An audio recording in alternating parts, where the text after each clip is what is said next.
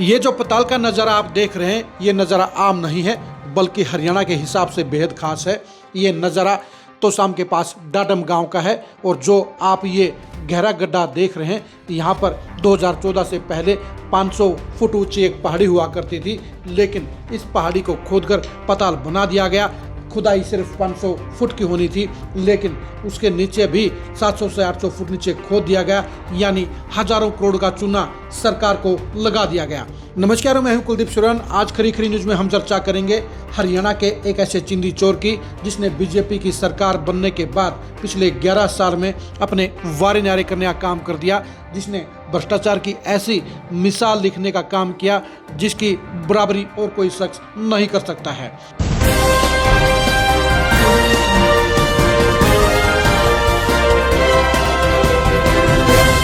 हम बात कर रहे हैं डाडम से शुरू हुए एक ऐसे घोटाले की जिसमें एक चिंदी चोर ने अपनी सेटिंग के जरिए जहां हजारों करोड़ का घोटाला किया, जहां सरकार को हजारों करोड़ की चपत लगाई, वहीं पर वो खुद मालामाल हो गया। यानी चिंदी चोर बीजेपी की सरकार में धन्ना सेठ बन गया है।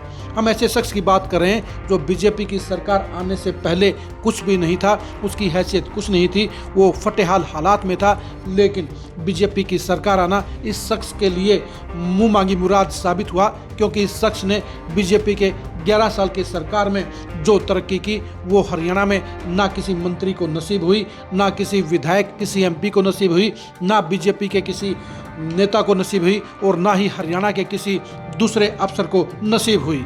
यानी डाडम के इस पहाड़ के खेल के जरिए इस शख्स ने वो बुलंदियां छूने का काम किया, वो खरबों रुपए का साम्राज्य खड़ा करने का काम किया जिसकी मिसाल दूसरी नहीं मिलेगी।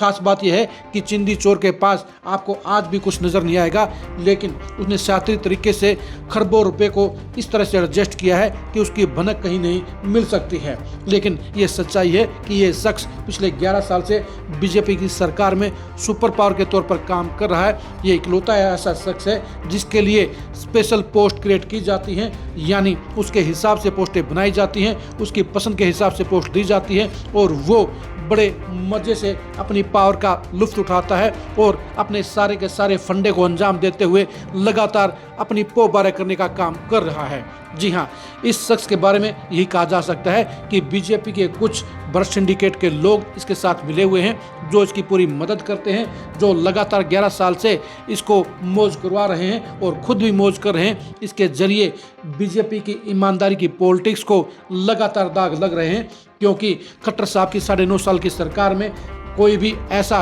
कांड नहीं हुआ जिसके चलते सरकार की नीयत के ऊपर और मुख्यमंत्री की ईमानदारी के ऊपर कोई शक कर सके। यानी मनोहर लाल खट्टर जहां ईमानदारी के मामले में पूरे अव्वल रहे, वहीं इस शख्स ने बीजेपी की सरकार की नाक के नीचे हजारों करोड़ का घोटाला करने का काम किया। यानी इस शख्स ने खरबों रुपए कमाने का काम किया। इस शख्स ने डाडम के पहाड़ में एक ऐसे सिस्टम के साथ खुदाई का सिस्टम शुरू किया जो आज भी बदस्तूर जारी है, जिसमें सिर्फ घोटाले के अलावा, जिसमें सिर्फ भ्रष्टाचार के अलावा कुछ भी नहीं था। यही वजह है कि जो पहाड़ी सिर्फ ज़मीन तक खुदाई की जानी थी, वही पहाड़ी लगभग 1 किलोमीटर नीचे तक खोद दी गई।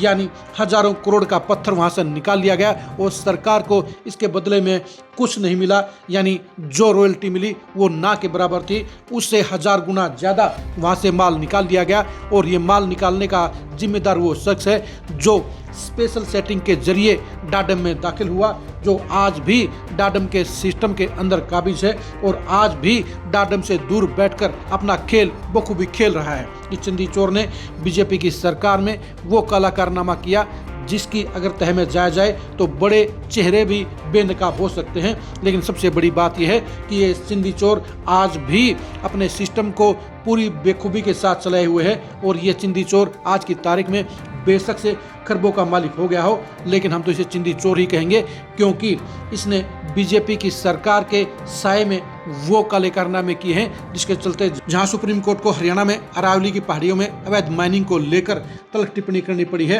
वहीं पर अवैध माइनिंग के चलते हरियाणा सरकार को भी हजारों करोड़ का नुकसान हो रहा है। ये सारी की सारी परिपाटी इस चिंदी चोर ने ही शुरू करने का काम किया था। यानी बीजेपी की सरकार के आंख और कान के नीचे लगातार अंधेरगर्दी करते हुए इस शख्स ने अपने आप को सुपर पावर बनाने का काम किया है। इस शख्स ने कुछ चेहरों के जरिए अपने सिस्टम को इस कदर मजबूत बनाया है कि इसे ना कोई छेड़ सकता है, ना इसे कोई रोक सकता है, ना इसे कोई टोक सकता है। खास बात यह है कि ये चिंदी चोर इतना मजबूत हो गया है कि 2024 में बीजेपी की टिकट पर चुनाव लड़ने के लिए भी पूरी तैयारी कर चुका था। ये इसके लिए अपना पॉलिटिकल एजेंडा शुरू कर चुका था। ये अपने हलके में रैली भी कर चुका था। लेकिन दिक्कत इस बात की होगी कि इनके एक रिश्तेदार को टिकट मिल गई, जिसके चलते इनकी पॉलिटिकल मंशा धरी की धरी रहेगी। वरना ये शख्स अब माल कमाने के बाद सियासत में बड़ी मंजिल हासिल करना चाहता था, लेकिन दिक्कत आ गई और इसी वजह से उनकी सियासी मंसूबे अधूरे रह गए। लेकिन माल कमाने के मामले में ये चिंदी चोर अभी भी लगातार जुटा हुआ है और इसके ऊपर कोई भी हाथ नहीं डाल पा रहा है। यानी इनके ऊपर कोई खास हाथ है और ये खास हाथ बीजेपी के अंदर की सिस्टम की ईमानदारी को खोखला कर रहा है, बीजेपी की सरकार के ऊपर सवालिया निशान खड़े कर रहा है। ऐसे में ऐसे चिंदी चोर का इलाज करना बेहद जरूरी है। अब देखने की बात यही है कि बीजेपी हाईकमान और बीजेपी की सरकार इस मामले में इस चिंदी चोर से कब पिंड छुड़ाती है और उसके खिलाफ कब सख्त एक्शन लेती है। आप इस चिंदी चोर के नाम के बारे में क्या कहेंगे, कमेंट करके जरूर बताइए। ये चिंदी चोर किस तरह से पिछले 11 साल में बीजेपी की सरकार में सुपर पावर बन गया, इसके बारे में भी आपके पास कोई इन्फॉर्मेशन है तो जरूर दीजिए। ये चिंदी चोर कौन हो सकता है, इसके बारे में आप अपने सुझाव, अपनी जानकारी हमारे साथ जरूर साझा कीजिए। आप हमारे फेसबुक पेज को फॉलो कीजिए, आप हमारे यूट्यूब चैनल को सब्सक्राइब कीजिए। नमस्कार।